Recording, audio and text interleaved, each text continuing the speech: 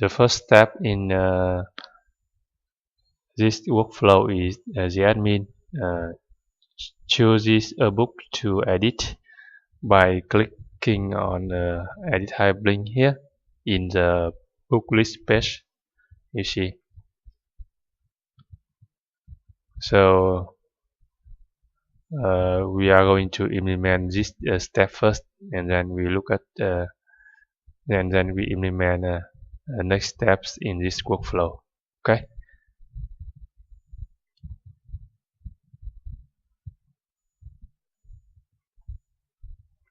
Click here.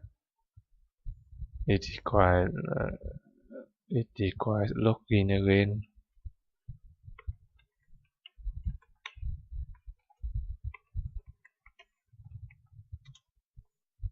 Books.